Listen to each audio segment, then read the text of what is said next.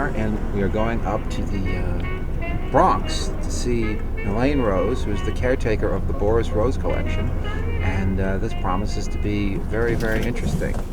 Oh my God! Wow, it's like I'm touched by time. Yes.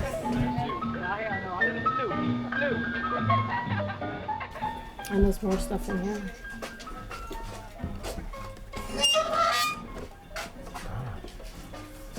Boris amassed this amazing archive of private recordings, most of which he made himself over the air and over the radio and television in some cases, but mostly and also in person. He would go around to different clubs and record people, and he had a fantastic collection of these private recordings, most of which he made himself, of major figures like Charlie Parker and Lester Young and Count Basie and Duke Ellington, and lots of pop people too. He had a lot of Bing Crosby and Sinatra. And Guy Lombardo, 1967. Guy Lombardo, Clark Terry, Harry James. I guess it's all big band. Oh, and here's the. Sometimes you see him put in the TV Guide when he taped off television. Lockjaw Davis, Mingus, the Junior Man's Trio, Lockjaw Davis again, and Mingus. He was one of the few people around, certainly one of the few jazz fans, that had disc cutting equipment.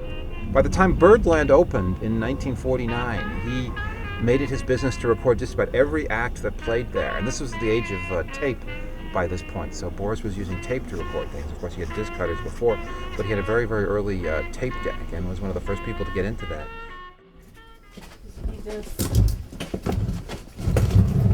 Oh, another room with these are like acetates and stuff. These are all his acetates. This is like okay.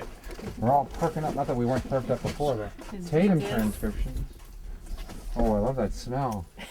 Can you record the smell? So. Here's Miles Davis, the fellows, in the thing called Tempest Fugit. Oh, classical too.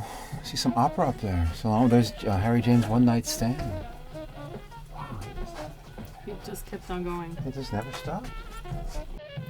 It is a responsibility in that I would like him to be honored for whatever he's created here. It took his whole life to do. And I guess if he was still here, he'd still be doing it. He'd certainly, yeah. Because he never stopped. And this is apparently some kids' woodwind recital in '61. I guess they went to Boris and they hired him to record it and press it. Yeah. MBS, Mutual Broadcast System, right. Goodman at the 400 Club. 500 Club was Atlantic City. Where was the 400 Club? Philadelphia or something? Yeah, it's just overwhelming. What's down there? There's so much. I don't know how you'd begin to even just get an accounting of everything. Just get an inventory would be amazing. Oh, it's just an amazing.